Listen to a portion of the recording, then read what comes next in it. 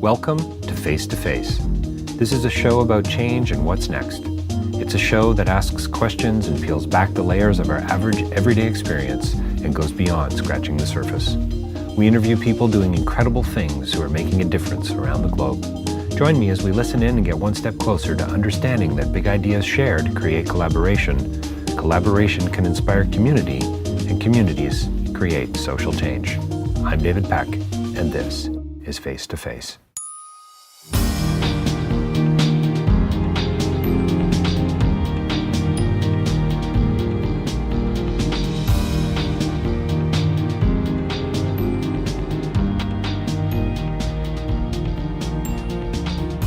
My interview today is with Julien. He's an artist, and Dr. Sara from OCAD University here in Toronto.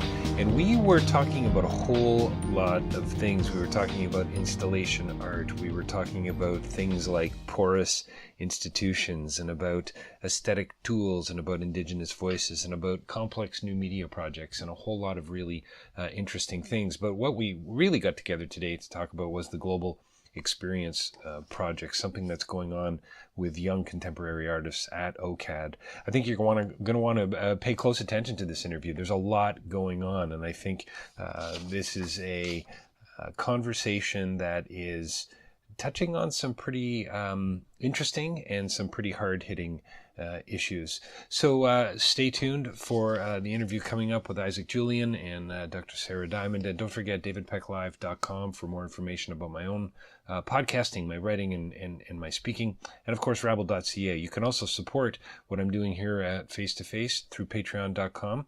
And stay tuned for a very interesting conversation about everything that's poetic and lyrical. How's that as a way into our conversation with Dr. Sara Diamond and Julien? Well, welcome to Face to Face. We're joined by two special guests here this morning in Toronto on the day that it's supposed to snow. It sure doesn't look like that when I'm looking out the window right now, but Julien is here with us and Dr. Sara Diamond. Thank you both for joining me today. Oh, thank you. Very happy to be here. So we're on Richmond Street. We're in Toronto. We've just before the tape recorder was turned on, you were talking a little bit about OCAD and about Dr. Diamond, tell us about yourself a little bit, and where we're at, and why is it that OCAD is slowly taking over the city of Toronto? Well, we're on Richmond Street West, and we're in my office, so we're looking north, and we can see our very iconic Sharp Center for Design. Designed by the British architect Will Alsop. And so that's where our campus starts at Dundas and McCall. And we wind down McCall Street. We've got a number of buildings there. Hop over to Richmond and Duncan. And then we will be soon within the Mirvish-Gary building when it opens on King Street West. And in 2018, we're opening the beginning of a campus on the Toronto waterfront. So, it's an urban campus. It's a university that's very much about the experience of place, whether it's Indigenous place or whether it's about the ways that artists and designers work with context. And so our strategy, in part because of the reality of real estate, in Toronto, has been to occupy spaces where our students can have a lot of integration with the urban fabric of the city.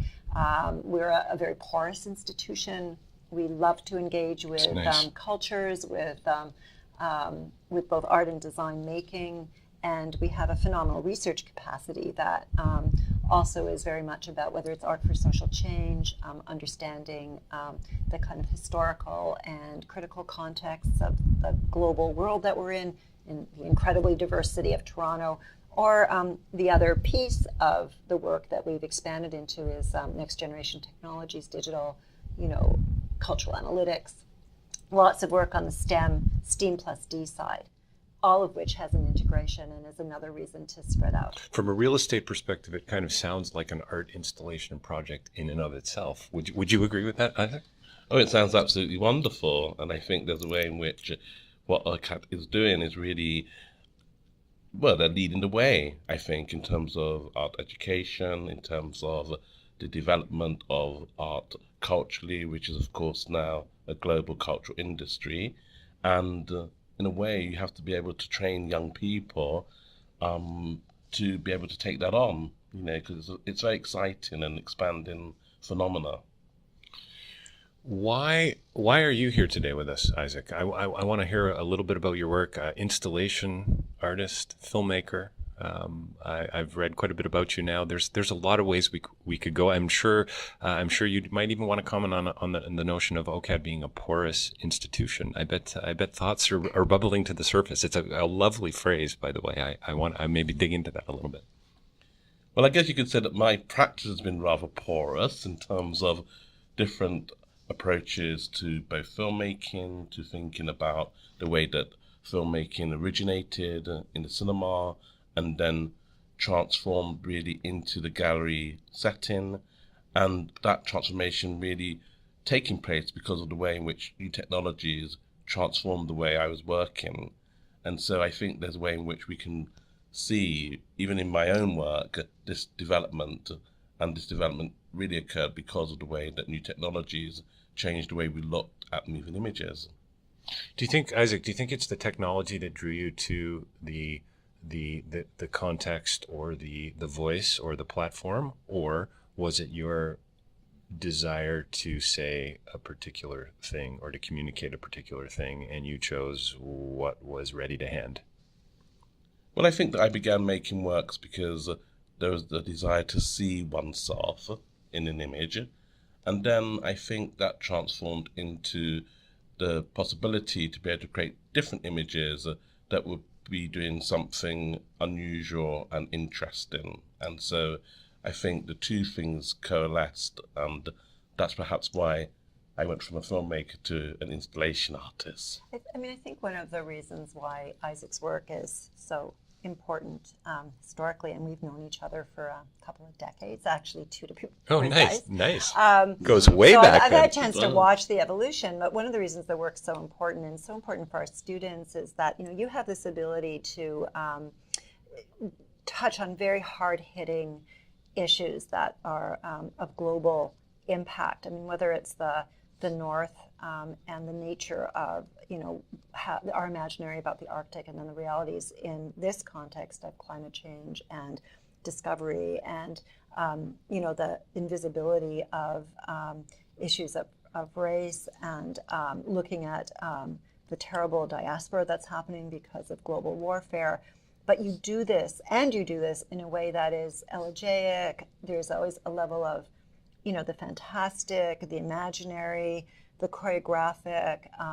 So that amazing ability to manage between what could be hard documentary realism and this phenomenal fictional, very beautiful world of the image that flows and reminds us and penetrates into our minds in a way where we actually care about these questions in a way that sometimes documentary doesn't allow. I mean, I think that approach, that capacity is incredibly important. And, what I've observed is that with young people today, like our students, they're very concerned about the world, and they don't always have the aesthetic tools to manage these issues in ways that can engage broad audiences and allow a sense of possibility and optimism.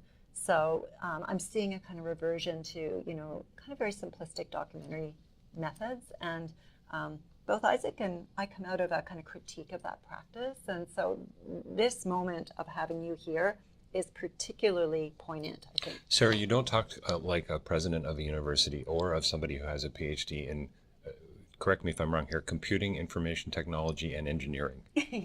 What happened? Where did you go so wrong? Well, I started out as a social historian, and I became a media artist because I felt that using kind of traditional means of communication wasn't effective in speaking to the people about whom I was making history. So, there's now an Indigenous saying, "Nothing about us without us." But that's been a kind of principle of certain kinds of history making for many decades. In fact, kind of came out of British social history framework. And so I kind of fell into doing media-based work, and then some of that became autobiographical as well. Through that process, I just, like many artists do, I just tinkered and picked up a whole set of skills, which had to do at some point with computation. And then I moved to the Banff Center, and I was leading the whole big area of new media research and media art and visual art. And I felt that I needed to understand what it was to make very complex new media projects. So I had something I wanted to do, and it turned out that to make it, I needed to build some software. And so in that way that artists do, and Isaac is nodding his head in agreement because he knows exactly what I'm talking about, I learned how to architect software systems. And then at a certain point in time, I thought, well, I'm getting older here and I need to really exercise my brain. So I went back to school and did a PhD where I was able to reverse engineer what I learned empirically. And it was in the field of now what's called machine learning, AI, neural networks. So I find myself in this funny moment where there's a lot of discourse around that whole space, and it's quite mystified. So I'm wondering when you're going to start turning your eyes towards science fiction writing, because it sounds like we've got like some sort of real interesting mix going on here, and you might be ready for it by the sounds of it. Well, I feel like the whole project of OCAD University is science fiction writing. I mean, you talked about it as an art installation. When I started my presidency, which is now 12 years ago, I actually described it, and I described my work at the Banff Center, that I approached it as being a conceptual artist. That it was like, how do you have a vision? What tools do you need? How do you find the right tools? How do you work with the people? How is it meaningful? So I still have a bit of that, even though, I've become more of a pragmatist, and it's many years later, right? So Sarah's amazing, really. I mean, it's absolutely amazing to have someone like Sara, head OCAD into this future, and the way that you've been able to, in a way, almost make an artwork out of what you're doing. It's absolutely astonishing, and I mean, it's very exciting, very exciting. Well, quite a blend of the mathematics of technology, I would think, with the art of it, which is really interesting. To refer to OCAD as a porous institution. I mean, I think we could do a whole interview just on that alone. I think it's fascinating. Well, it's important to understand the demographics of our students, and maybe that'll be something that Isaac can also come back to and talk about, within his work. But we have a phenomenally diverse student population. The majority of our students are racialized. We have a significant number of Indigenous students. Part of that is the nature of the GTA and part of the Toronto area. Sure. And, part of that is very intentional, as increasingly as we move to try and really build that cosmopolitan campus that's both Ontario, but also we have a significant number of international students, some of whom are working with Isaac, and I believe an Indigenous student is also part of the Global Experience Project. So that porosity is of a human nature, but it's also, a way of saying, let's not be inward looking as an art and design school, even though that tradition of the studio is very much about, self-discovery and self-exploration, and some of that is real and valuable, but it can become very narcissistic when it's placed outside of the context of contemporary life. So we really do believe, and we just went through a vision and mission process, and what was remarkable is the way that there was this deep sense of sightedness and need to engage across our faculty and students. It's fantastic. And the entire institution. And I don't think OCAD was there 15 years ago. I think it's made that turn for lots of reasons, and it's not just me. It's and it's also a design school as well as an art school. So designers tend to be, the receptor focused and think about that. Artists maybe historically less so, although I would say that's something that's changed significantly in the way artists work. And Isaac, again, would be an exemplar of that ability to think about, like, again, going back 20 years and then consistently, like, who who are your audiences? And you were part of that whole movement of Black arts in the UK that shifted the nature of who was being addressed, who had the right to be addressed in a gallery, right? Isaac, I've read that you're a frustrated painter. What is that? What drove you to? Would you say that was one of the reasons that drove you more towards technology, more towards the image, more towards the moving image and the installation sort of aspect of the work that artful work that you do? Well, I think I was a typical art student. You were a difficult art student. Typical and perhaps Typical. typical art student. Yes, let's be clear about that. Maybe difficult, but clearly typical. Well, I studied painting, but of course you don't. And when you graduate, when I graduated, which was quite a long time ago, doing painting, well, that wasn't very core. Much, much, much more core to actually make films and to make works which would somehow communicate to the world. And of course, what happened really was that, I guess 15 years later, because of the advent of new technologies, it became so interesting to be able to make multiple screen works, and all of the languages which were developing through new technologies, in a way, became the kind of raison d'etre for making works in a gallery context, because in a way, I was really interested in creating new audiences. And so that's been something that's been at the forefront of my work, making works for audiences which weren't really being viewed as an audience as such. And then once that felt it was established to a certain extent, to think about new audiences and a new generation of people who might look at your work in the future. So are you talking about more like the my kids, for instance, like a younger generation, or are you talking about a different art, a different approach to the experience itself? And say, well, paintings don't really speak to me, but maybe an installation piece might. Precisely, yes. I think there's really the idea of sort of being able to encapsulate questions which might be quite, in a way, framed in a rather what I would call old-fashioned language, and wouldn't be able to attract a younger audience, or an audience that might want to view things or be pushed to view things in a different manner. So if I take, for example, a work like Western Union Small Boats, it's a work which was made in 2007, which is shown at the ROM 10 years ago. And it's addressing these questions of migration, the movements of people from North Africa to Southern Europe. And of course, this is now quite commonplace as a media event. But when I made it 10 years ago, this was not something that people were really interested in terms of the media generally. And so, but making the work, I was able to think about the form, and Sara and I met around these questions of approaches to documentary filmmaking, and my work was always much more poetic or lyrical in the approach to these questions. And I think that was because I wanted to create empathy with identification with subjects, which might be quite difficult for people to identify with. And so you have to move beyond the kind of more informational mode of presenting these sorts of questions. Is this the kind of thing that you're trying to do? And this question is for both of you, for sure. With the Global Experience Project, would you say this idea of the form versus content, having people asking new questions in new ways, in different ways? When you mentioned empathy, I thought of, maybe one of your installations might actually create a motion of anger in me. I might be upset about something, but the idea of that drawing me in a particular way might lead to an empathetic response down the road. Because isn't art really cumulative in that sense, would you say?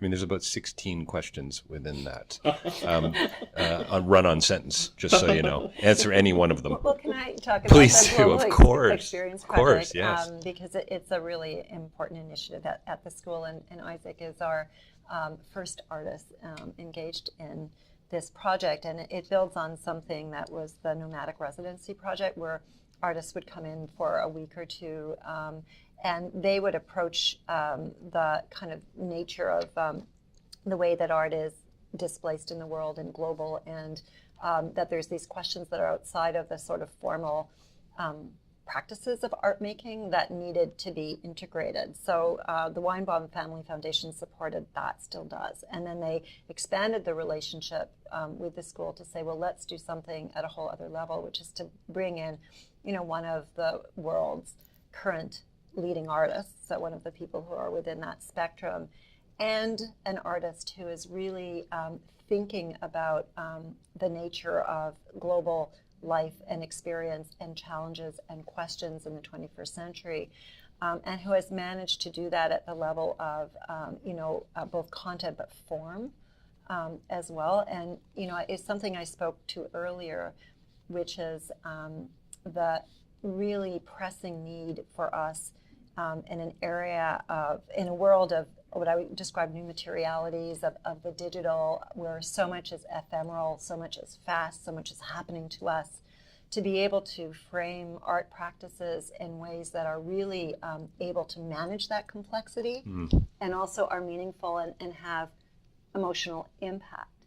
And that some of the ways that reductionist strategies don't necessarily work well. Nice. Sometimes they do, sometimes they're very important. So an artist like Isaac, who has this rich history of practices, started with the Sankofa Collective, years of his own work, was the central artist at the Venice Biennale, by the way, 2 years ago, or kicking off and framing the discourse at Venice, who has that capacity to ask questions and do it in a way where, remember, this is in part to address students, Sure, as well as have So I read putting urban impact. I read putting young contemporary artists on the map. That's kind of the line connected to this whole global experience project. Could you get a little more practical about it, and how many students? I mean, are we talking about a formal sort of mentoring process? Mentorship is fascinating to me, especially when talking about the arts. How do you mentor an artist, right? Well, I have to say that one student yesterday made a remarkable work in progress. She's from Hong Kong originally, and the work that she made was the kind of work that I think we all gasped, because it was a young woman's response to the way in which the West has permeated the whole kind of image landscape through advertising with brands in such an incredibly dominant manner that, I think for young women from this part of the world, it must be impossible to imagine yourself without a Chanel bag of several chain tea. And she made this wonderful work, which was really a work which was looking at what it feels like to be a young woman in this part of the world with this onslaught of brand placement. And it was a beautiful piece.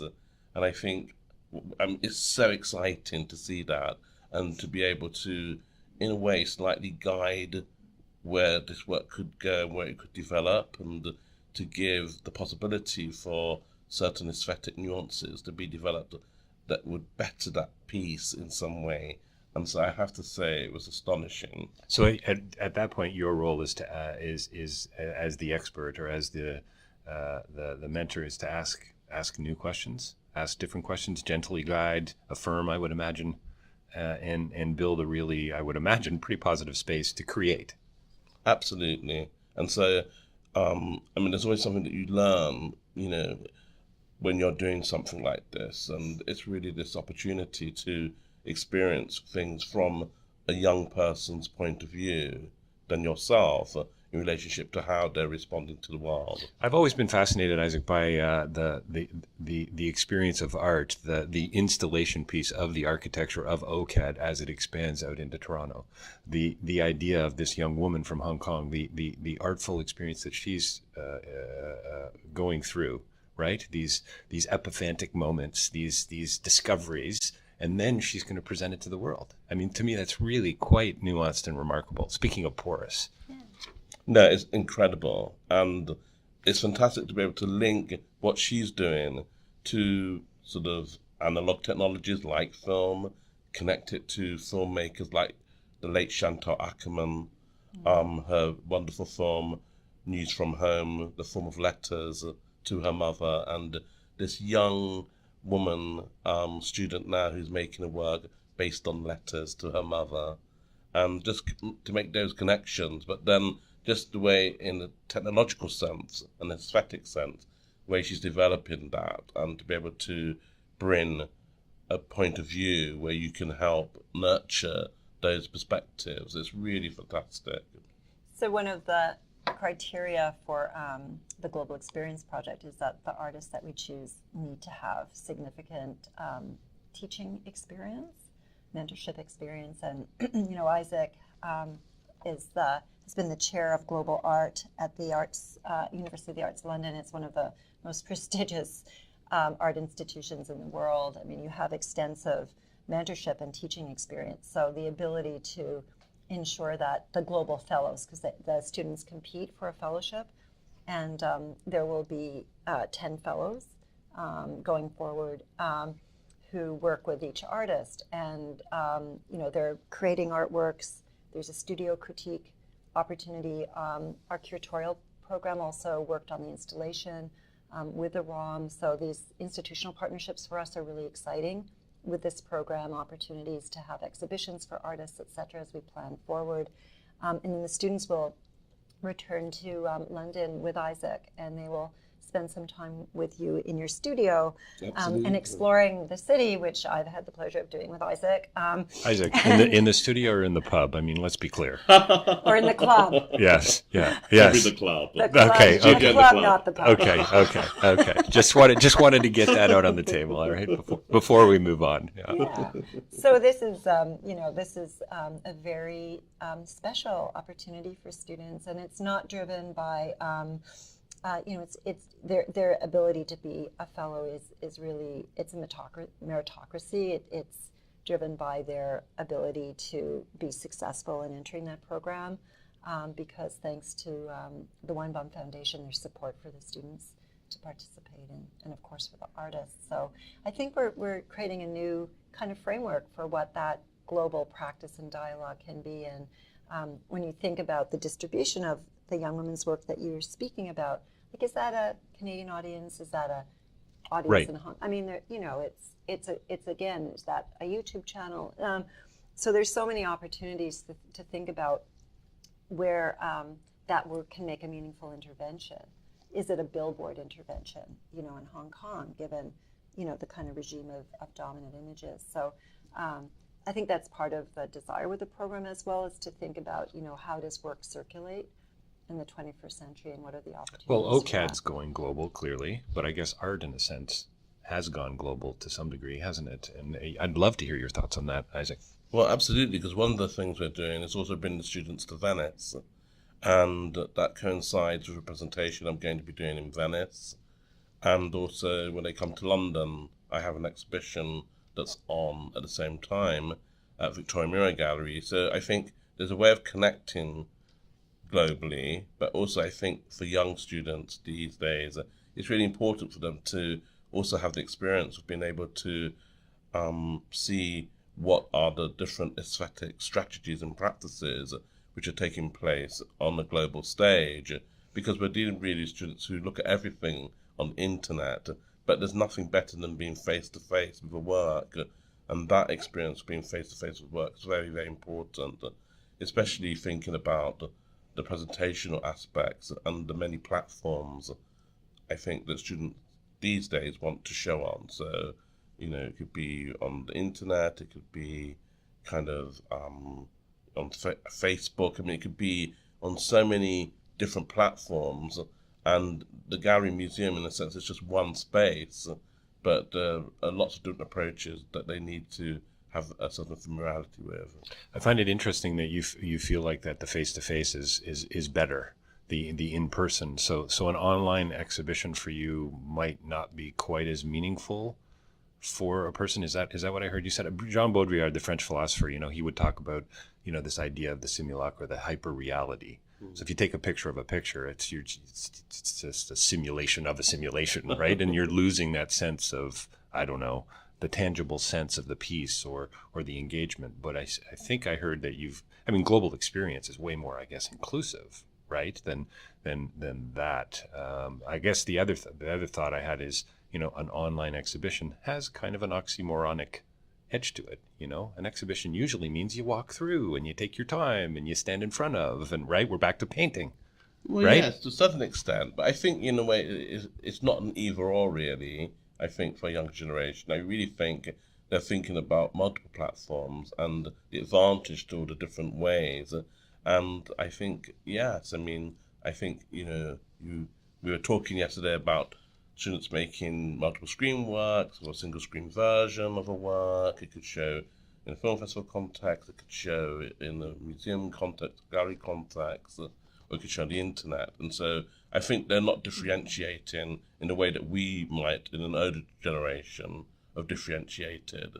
There's also, there's a really important history of artists' work on the internet in that space, and, beginning 20 years ago. And a lot of those were, interventions and ways of creating glitches within our expectations of online work. And it's become, I think, a very sophisticated space of practice that's trying to, I'm trying to not make this overly theoretical, but trying to look at the internet as a material space that has real effects and impacts on our lives. So there is a generation of artists who have contained their performance art solely to the internet to try and, look at like what is the content of performance on the internet. I mean, it's all kinds of, pushed media, it's pornography, it's et cetera, et cetera. So I think it's actually a very important space for artwork not only to be marketed or represented from its other forms, which is a bit of what we were talking about before,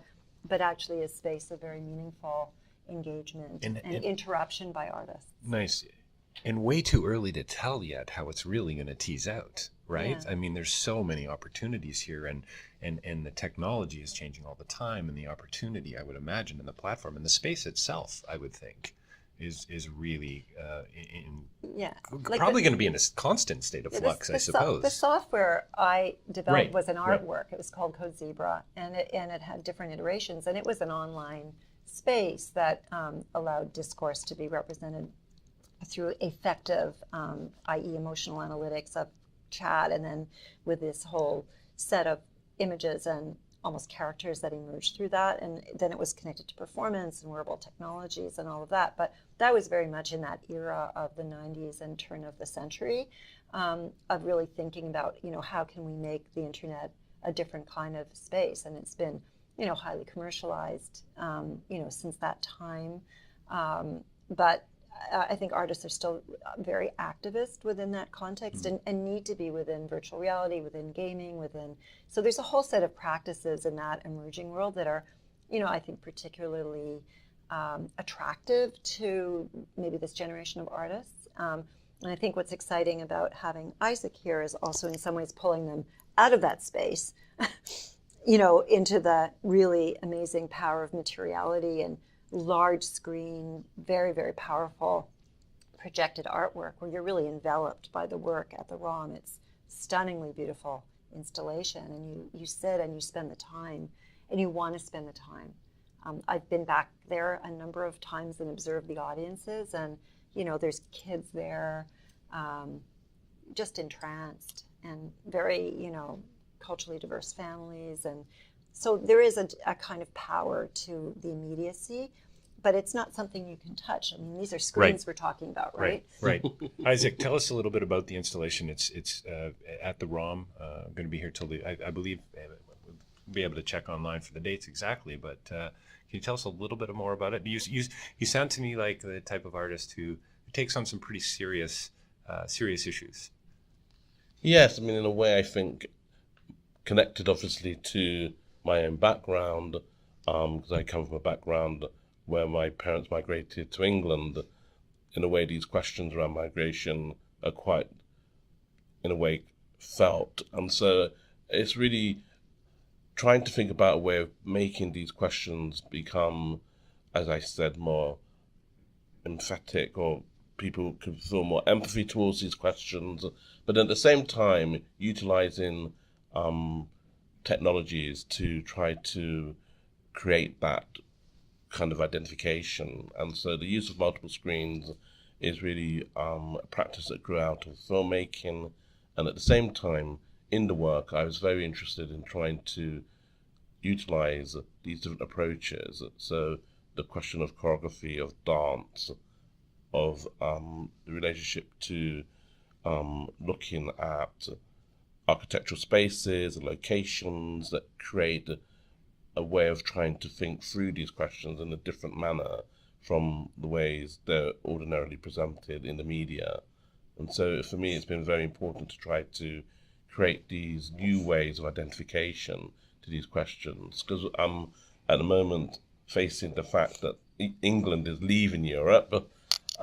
Brexit came about because of people's relationships to these questions around migration, in fact. And so we can see this retrogressive step back at a point where really we should be looking outwards, into the world, instead of stepping back and moving inwards into one's sense of identity. And so it's really very important, I think. We do seem to be building boundaries and not breaking them down currently, pretty much worldwide on some levels. And yet I think maybe, I don't know if you'd agree, but isn't that where maybe the internet, the digital online exhibition, all of a sudden you've got this digital opportunity that I do a lot of international development work in Southeast Asia. I mean, you can go into a rural community in Cambodia, on the Thai border, and somebody could be enjoying one of your pieces in a different way, of course, but still